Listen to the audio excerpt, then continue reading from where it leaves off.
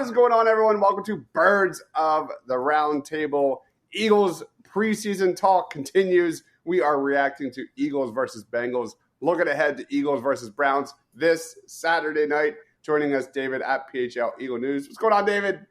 What's up, man? Looking forward to breaking down a game finally. Absolutely. Also joining us, Shane Half, NFL on X. What's up, Shane? Did somebody say real football? I mean, like, kind of real football. But it felt good. Feels good to break down some film and be back to it. We're back. Also joining us. We are us, so back. Ryan Reese at Philly Sports PSA. What's good, Ryan? Not much. Just I'm happy. Okay, what else can I say? My life is back to being happy. All right, tonight we are talking Birds, but after that we are breaking down our top 16 linebackers heading into the 2025 regular season. Guys, if you're watching us live, please like and subscribe, but also comment, chat with us. Go Birds, as always. Let's jump right into this thing. Winners and losers, Eagles versus Bengals. I'll throw it to you, David, first. Lead us off, man. Winners? Sure. Definitely. Winners and guys who struggled just a little bit. Right. Thank you. The biggest winner to me were the two wide receivers, Darius Cooper and Johnny Wilson. I mean, they both showed off. Cooper just keeps stacking big moments with his poise and confidence. He had 6 catches for 82 yards, I think, and the touchdown. He was one of the more, impressive performers of the night. And Johnny Wilson finally used his 6'6" height and mossed somebody, took the ball right from him. I love that moment.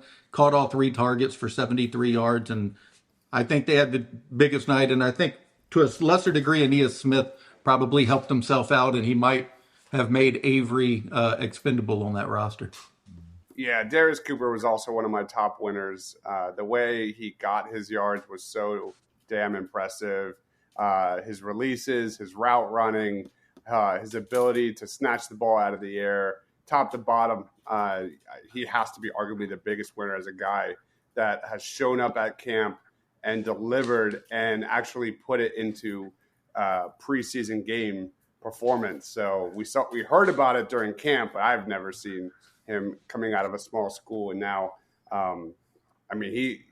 he's now making big time conversations about whether or not the Eagles keep 6 wide receivers going forward. Will he make it to the practice squad? These are great conversations. These are great problems to have for the Eagles. Fun conversations, but we'll see. Ryan, go ahead, man. Yeah, you guys obviously just nailed some of the big ones. I will say on the kind of the flip side of the players who did themselves no favors, that has to be both corners vying for CB2. Didn't make anybody in the Philadelphia area feel any better about what's going on opposite of Q. And maybe Bennett really does have the open door, the green light to go ahead and take that position should he want it. So that's kind of my anti-take from those who did not do themselves any favors. I mean, you could argue that Bennett was one of the biggest winners as well. Sure. Yeah. Shane?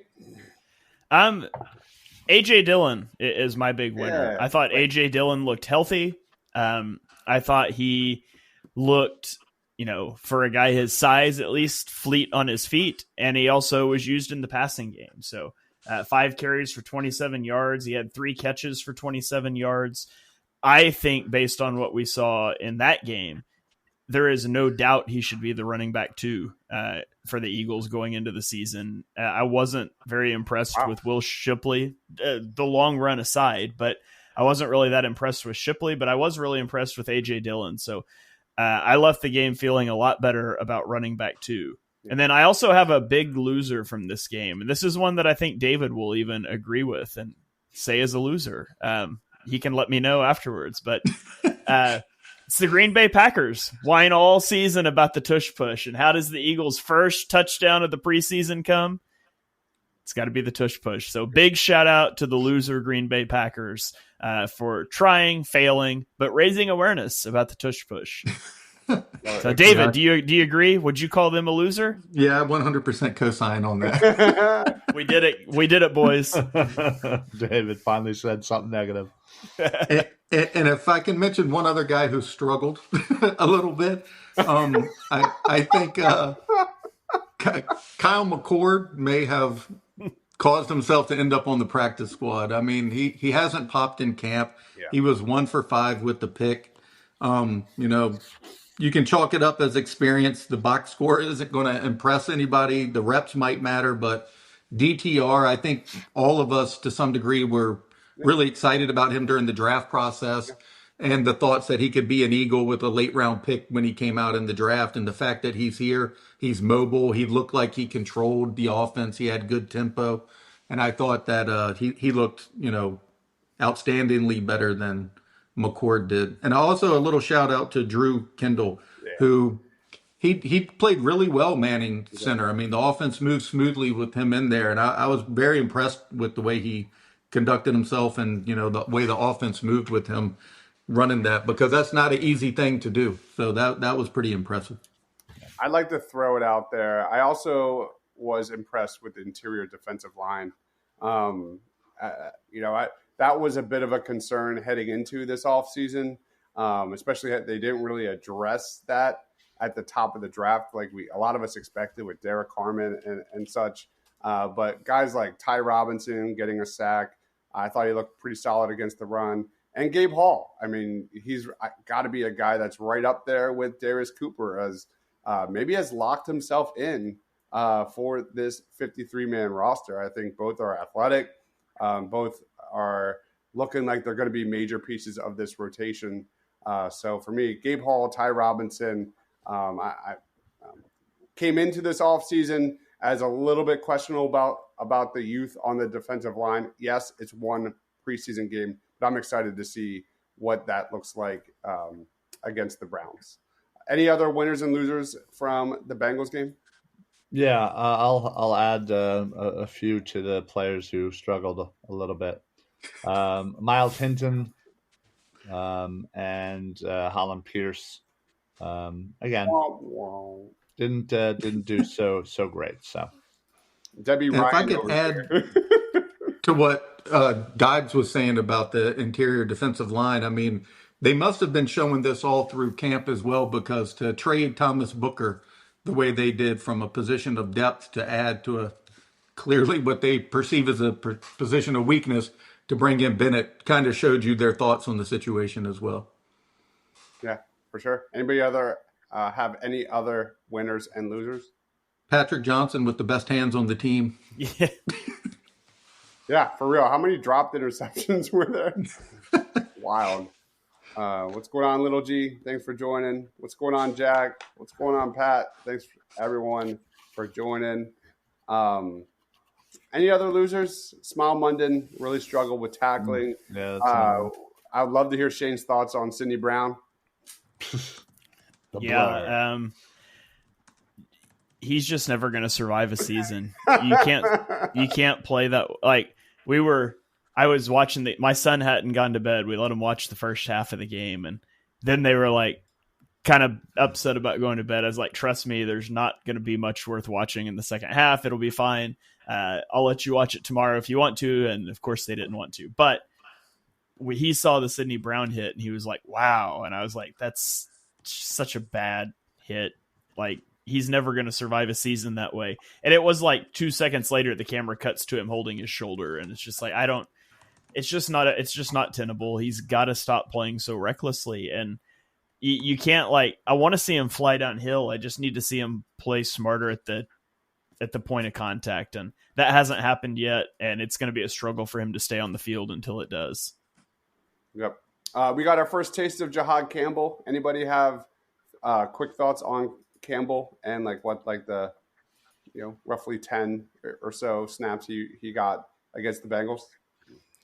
I noticed almost nothing in a good or a bad way. I almost didn't notice him. So, which I talked about on the post-game show. It's a little hard. I'm still learning numbers and guys are swapping in and out. So I wasn't locked in on him. But even going back to watch the film, I I don't think I tweeted any clips of him when I was going through the all 22. He was there and he didn't really pop to me in a good or a bad way, which is probably fine for a rookie. Yeah. It's funny you mentioned numbers. When Ryan and I were at camp, we had 10 people walk by us and we had no idea who they were because the numbers, we couldn't even recognize them anymore. Yeah. I was like, this is terrible. Yeah. Couldn't even speak to anybody. Literally 2 feet away from us. And we were like quickly like, oh, that's that guy. I'm like, who? Oh, I don't even know who that guy is. Yeah. I was impressed with Jahad Campbell in the open practice tossing Juergens like a rag doll. If y'all seen that clip, that was pretty impressive. Yeah, that was wild. All right, let's head into week 2 against the Browns. What's everybody watching real quick? For me, it's got to be Drew Makuba. I think he's got to be the main course heading against the Browns, because with everything we saw with the secondary and the struggles against Joe Burrow, for what it's worth. But that safety position is definitely a concern. We've been hearing Drew Makuba's back practicing with the ones. So for me, I'm watching Drew Makuba every single snap this Saturday. Anybody else want to add to what they're wanting to see against the Browns? Yeah, I think that's definitely high up on the list. Again, more. We just talked about Campbell, more Campbell out there. Again, I kind of thought, just, again, looking back that, as Shane kind of said, not really positive, not really negative. I'd say a little bit more of a positive than a negative, but I want to see a little bit more out there from him. I also want to see a little bit better offensive line play. We know what we got in the front, the first 5 guys. I want to see a lot more from the depth on the offensive line, because a lot of them struggled. Yep. Anybody else? Hopefully, Eli Ricks.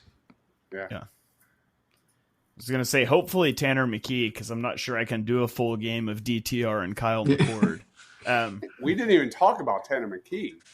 Yeah. But I guess you're watching. Ryan's so negative tonight. Jesus.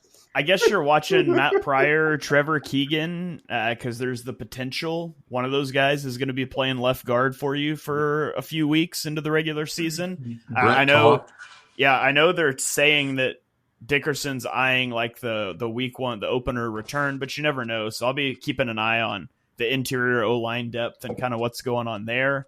And then, of course, you're going to be excited to see what Jacorian Bennett has. I watched a couple games of his last year for Patreon, and I was generally impressed. He's a terrible tackler, but he was pretty good in coverage on Jamar.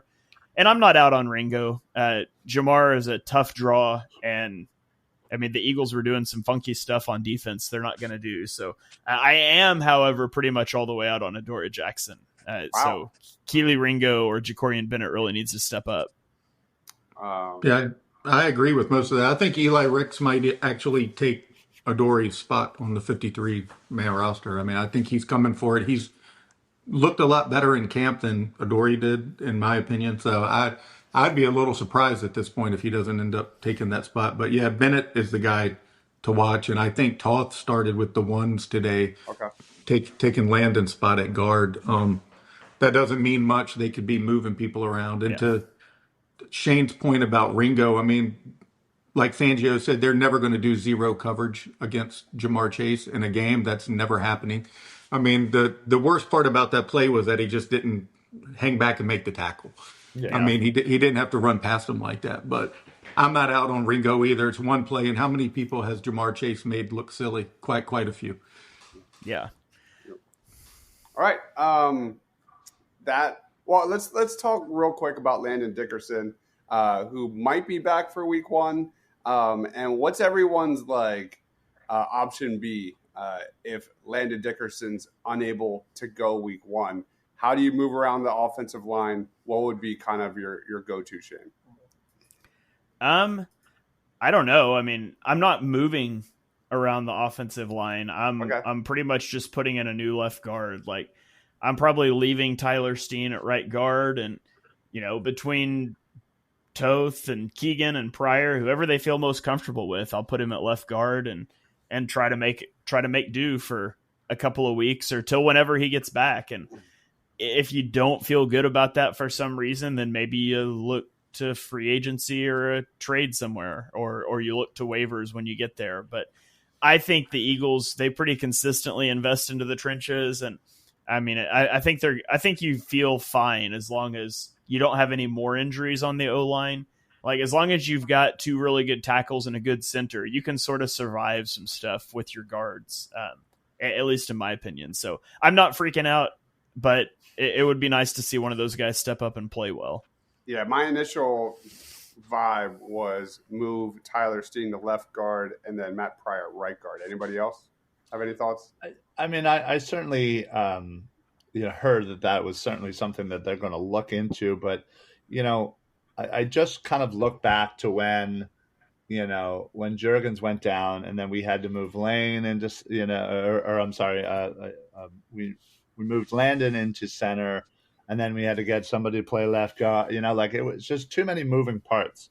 I'd rather just have to change one position, update one position rather than two. So if that's the case, if we have a guy that we feel confident enough to man the fort for a game or two, fine. If there's somebody out there on free agency, I don't know, Brandon Sheriff. I mean, I don't know if he has anything in the tank, but I know he's a notable name guard out there in free agency. But I personally think they'll figure out the guy, put him in left, keep Steen at right. All right. Let's go to linebacker rankings. Our top 16 linebackers for the 2025 season. Ryan Liazar. Oh, wow. You really caught me off guard here. Okay. I thought you would be sleeping by now. My number 16, I think, is Leo Chenal. Right? Yeah. Leo Chenal from Kansas City. I really enjoyed him kind of coming out of college, and him and Nick Bolton, who we'll be talking about shortly enough, have kind of made a nice duo there in Kansas City, and they're young, and I just think they feed off each other really well. I just kind of had to have them on my list. So. All right, that is number 16. Let's roll on to David's number 16, which is Patrick Queen. Yeah, he went to Pittsburgh and showed the same freakish athleticism. His speed was a weapon, 129 tackles again last year, no sign of slowing down. He's been a pillar of consistency. I just have him down there because I don't know that, he's as good as everybody else I have above him, quite frankly. He's just one of those guys, second tier kind of guy to me in the rankings. All right. Shane, who is your number 16? My number 16 is Levante David. He's like ancient. I say that. He's the same age I am. He's 35 years old. So old. But in football years, that's like 75, right? But he's been really consistent in Tampa for a long time. His coverage abilities, I think, have fallen off over the last couple of years because he used to be like an elite coverage guy, and he's not that anymore. But he's still really consistent in the box. He's consistent in the run game, and so he was number 16 for me. All right, let's roll on to number 15, and that's TJ Edwards for David.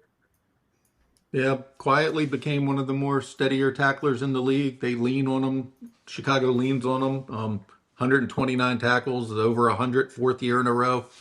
The Eagles probably should have held on to the guy. He's been a pretty good player. Yep.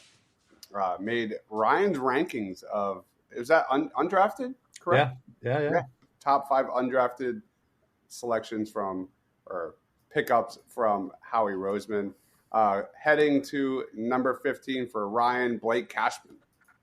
Yeah, Blake Cashman is certainly, really impressed, over the last couple of seasons, and just more or less just the upward trajectory, for him. I think he's 28 or 29 years old. I God, I can't remember off the top of my head. But he last year he only had 4.5 sacks. I believe he was injured a little bit, but I don't know. I just again, a lot of this is mostly based on just kind of my eye test, and I think he passes it for sure of somebody that's kind of under the radar that deserves a little bit more credit. So. All right, number 15, heading to the Saints. It is Demario Davis for Shane. Yeah, I'm on an old guy kick here. Demario Davis, 36 years old, but he's been a solid linebacker for so long in New Orleans. Super physical. He's an instinctual player, and I really don't feel like I think he can keep up with running backs and things still, and so he's just kind of defying father time for now. We'll see how long he can hang on there in New Orleans, and I wanted to give him some love because he's done it for so long. I think he's a really good player. And then number 14, Quincy Williams from the Jets, David. Yeah, he plays fast and fearless. His closing speed erases mistakes, but it also creates some. That gamble is part of what makes him so dangerous. He's been healthy 4 years in a row. Another guy over 100 tackles. Just a solid player. And the Eagles' number one enemy, Frankie Louvu at 14 for Ryan. Yeah, I'm loving the fact that I have to talk about Frankie Louvu. Mr. I hate the tush push, but had a really good season in Washington. His first year in Washington, really kind of shined in Carolina. His last 2 years at Carolina. But he was, a solid performer for the Commanders. 8 sacks, almost 100 tackles after the 2 previous years, getting over 111 tackles in each year. So, I think as much as he's a pain in the ass, and I've always at least enjoyed him as a player. Just now, not on the Commanders. All right, let's stick with you, Ryan. Who's your number 11? Oh, Jesus. I have no idea. It is Nick Bolton of the Chiefs. Oh, there you go. Nick Bolton, the other Kansas City Chief. Listen, I like Nick Bolton coming out, and, again, it stinks that, he's on such a, awful team like Kansas City. But, he's he's a great player. He seems to be always around the ball. He's still very young. He's 25 years old. Doesn't get a crazy amount of sacks, but seems to always be around the ball and just right place, right time. Obviously, we saw that in the Super Bowl 3 years ago. So, Nick Bolton, definitely one of the top linebackers in the league. And then Shane, we all have the same, or you guys all have the same guy at number 9. Who's that? Yeah. Do you want to take a crack at his last name? No. Okay. We've got Bobby Okereke, linebacker for the Giants. He's a guy that I wanted the Eagles to sign a couple of years ago when he went to New York. Thought he was a good player then. He's been in a bad situation, but I still think he's a good player. Always up there in tackles, just a solid all-around guy that can do a little bit of everything. So Bobby Okereke is my number 9 linebacker, and it's always funny when we all end up with a guy in the exact same spot. But right. Yeah. And actually, David and I have the exact same 9 through 14, which is kind of wild. What? Yeah. And look at that number 8. Actually, our number 8s are the same too. Number 8s are all the same. David, it is Dre Greenlaw of the Denver Broncos. Yeah, he's a very explosive hitter when healthy. Last year, obviously, was a lost season. Now in Denver, he's going to be asked to inject that same edge that he carries himself with into a defense trying to find its identity. So it'll be interesting to see how he does, but definitely one of the more talented linebackers when healthy. I'm interested to see how he does not playing next to Fred Warner, because I think he's a good player, but he's got to play without Fred Warner there. And that's something with Frankie Louvu too. Like, Frankie Louvu really benefits from playing next to Bobby Wagner. Like, he's a really good blitzer, but he reaps benefits of playing next to Wagner. Greenlaw was hurt last year, but I'm interested to see what we see from him this year without playing next to Warner. Yeah. All right, rolling to number 7. It is Jack Campbell for Ryan. Jack Campbell, has really kind of shined these last couple of years, since being drafted. Um, you just kind of just look at what he's done so far, and what he's 24, 25, 24. I don't know. Either way, he's super young, and in his 2 years, has just been getting exponentially better game by game. I think he finished with over 130 tackles last year. Got a couple of sacks, a couple fumble recoveries. So, I just, I liked him coming out of Iowa. Certainly thought he got drafted a little bit higher than he probably should have, but he's certainly making the Lions look smart for getting him. Rolling on to number 7 for David, a guy that everybody has within their top 7, Bobby Wagner of the Commanders. David. Yeah, the future Hall of Famer isn't on here just for his reputation. Even at that age, he's still producing. Washington's defense got a, instant leader, one of the more reliable tacklers in the game. He's a pillar of health. I mean, I don't know if the guy's missed any time in any season. 132 tackles last year, but the year before, 183. His production is just absolutely insane. I have him a little lower than everybody else because I just think Father Time catches up with everybody eventually, but my goodness, he has not shown any signs of that so far. Even though Saquon absolutely destroyed the Commanders. I'm just saying. Hey, it happens. Speed. All right, rolling on to number 6 for Shane, Edgerrin Cooper. Yeah, Edgerrin Cooper, a lot of us liked him last year in the draft, and he had a good rookie season. He was good as a pass rusher, which I think we knew he would be good as a pass rusher, but surprisingly, he was pretty solid in coverage. And I don't know that I didn't expect that, at least. I won't speak for everybody, but he was good in run D, all around just a good player. I think he dealt with like some hamstring issues as a rookie, so didn't end up with the highest snap count, but I'm really excited to see what he can do in year 2. Yeah, a little more seasoning. He's going to be a good one for sure. Yeah. Shane, keep sticking with you. Number 5, that is Devin Lloyd. Yeah, Devin Lloyd and Jack Campbell falls into this a little bit as well.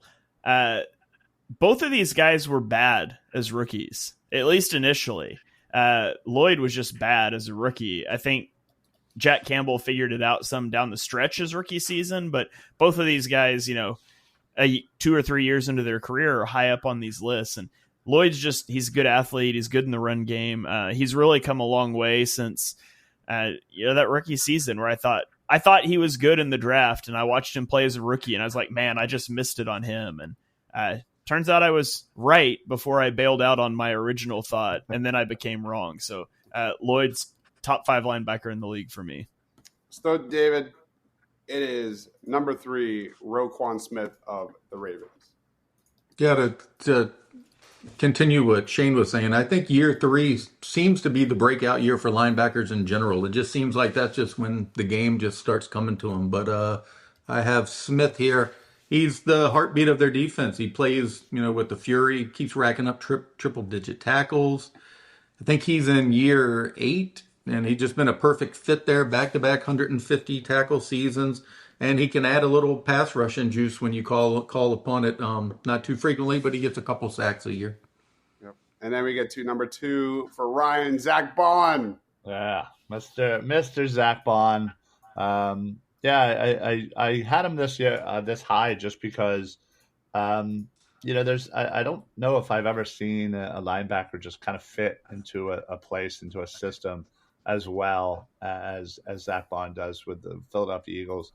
Spent 4 years in New Orleans, all over the place, mostly on special teams, and not really getting an ability to crack into the starting lineup. But, comes here, has 150 tackles, 3.5 sacks, 5 forced fumbles, interception, a clutch interception in the Super Bowl, and becomes an All-Pro, and just.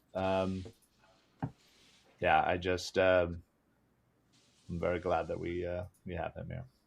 And then number 1, it is Fred Warner. Shane? Fred Warner's awesome. I hate that he plays for the 49ers, but he's an absolute joy to watch play football. The rep that will, I should have pulled this clip, but the rep that will always live in my head for Fred Warner is him lining up in an A gap between the center and the right guard on a simulated pressure, and then bailing out of that A gap and carrying a slot receiver vertically, just on a vertical route, splitting the safeties. Just unbelievable athleticism, unbelievable intelligence. Channels some Luke Kuechly a little bit, and that's one of the first guys I just remember loving to watch diagnose the game. Fred Warner's a special player. All right, I'm going to throw this question to everyone. 2 questions, leading off with Ryan. First question, final thoughts on the linebacker group. Number 2, 12 months from now, 0 to 10, 0 meaning 0 chance, 10 meaning a lock. What are the chances Jahad Campbell was in this list? Final thoughts on the linebacker group. I love linebackers. That's all I have to say. That's all I need to say. Man, I mean, listen. I think it could be a 5. I mean, think about it. You have Edgerrin Cooper that's cracked this list after one season, right? You have Jack Campbell, who's been here for 2, and again, it's there's also a lot of aging veterans, especially on Shane's list, and that will need to come off this list. And what better way than the future of the linebacking position than Jahad Campbell? Shane, final thoughts. Does Jahad Campbell make this list in 12 months? I put it at like a 2. Yeah, I think he's still pretty raw in a lot of things, and I think that the Eagles are going to try to figure out how best to utilize him. But I think I'm really excited about the player, and I think that he's got a bright future. But I talked about with Campbell and Lloyd that they didn't look very good their rookie season. Cooper did. Edgerrin Cooper definitely did, and I think that's the anomaly, though. I wouldn't be surprised to see Campbell struggle early and figure it out in year 2 and 3. Or down the stretch, but I mean, 4 or 5 weeks of play at the end of the season is probably not going to get you on my list next year. So I've got a low feeling about that. Yeah, Ryan will have him on the list no matter what. He can play 12 snaps. Let's go. Final thoughts, David? With the linebacker group in general, I think our list just kind of goes to show it's not just about big hits anymore. These linebackers have instincts, range, coverage ability. They're kind of like part safety, part pass rusher. It's just the position has completely evolved. As far as Jahad Campbell, I think we saw how Luvu jumped up on this list working beside an established linebacker like Wagner. I think Bond will bring him along, very similarly. We just saw, like Shane or Ryan mentioned, Edge Cooper just made the list after one season. I'll go 5 or 6. I can't say it's a lock, but I do think it's a very good chance that, he's going to get a lot of playing time. He's not going to be fighting for snaps that often, though I do think Trotter will take some of them. But I think Campbell will probably end up with way more than him by season's end. I do have like a vibe that like Jahad Campbell will arrive during the playoffs at some point, like have a game where he's just a game wrecker, 2 sacks, and another big play. So what you're saying here is that Shane is a hater. Kind of what I gathered. How many snaps will he get, Shane? Just so we can have this on record like Cooper DeJean last year. How many snaps will he get? Yeah, that episode will go mysteriously. Yeah. I'll deep 6 that episode. He'll get over. I think he'll get 500 plus snaps. Okay. I think he's going to be the starter. There's the Nakobe Dean of it all. If Dean comes back and plays well, he was doing so well last year. I just Agreed. Don't have a lot of faith in that. And I do think you can trust Trotter Jr. on the field. There's size limitations, but he's going to be where he's supposed to be. And so I feel good about the Eagles linebacker group as a whole. Like, even if Dean doesn't come back and Campbell really struggles, I do have a lot of confidence in Trotter to just be a replacement level player too. So long gone are the days of Nate Gary and all those other goobers that I can't even, Alex Singleton.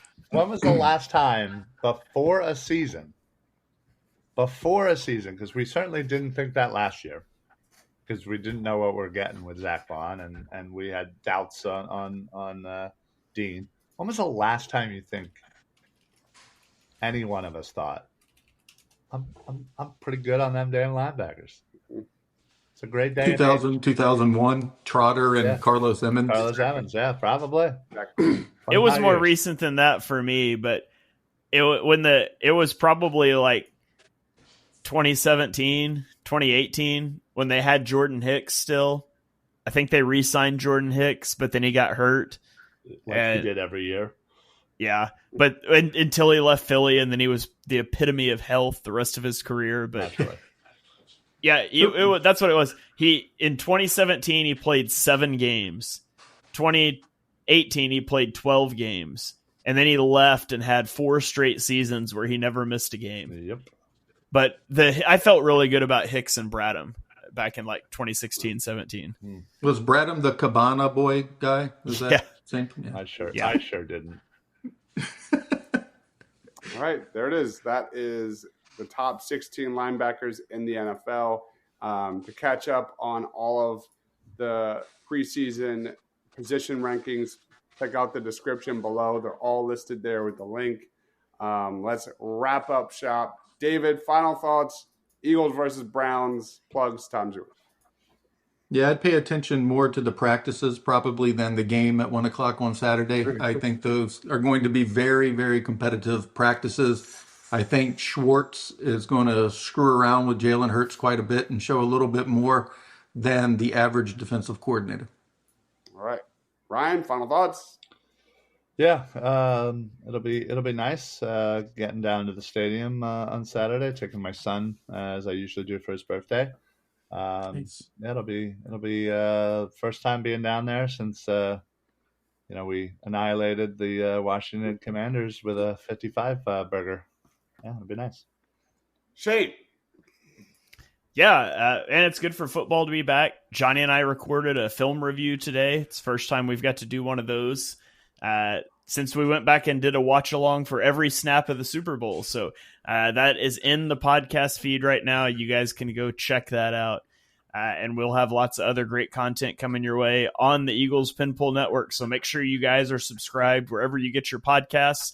Subscribe on a couple platforms. That helps us out too. Ratings and reviews always help, but we really appreciate you guys following along with us. Shameless plug. Ryan and I started Armchair Scouts last night. We talked 9 prospects all Eagles fans should know. Go check that out. And next week we'll be doing our first Eagles mock and talking more Eagles draft prospects. So that will be a weekly show talking every single week of college football and top Eagles prospects. Guys, thank you everyone for watching. Thank you everyone for commenting. One last time, David at PHL Eagle News, Shane at Shane Heff NFL. He is Ryan Reese at Philly Sports PSA. We'll see you next Tuesday night, 8 o'clock. Thank you everyone for watching. Go Birds.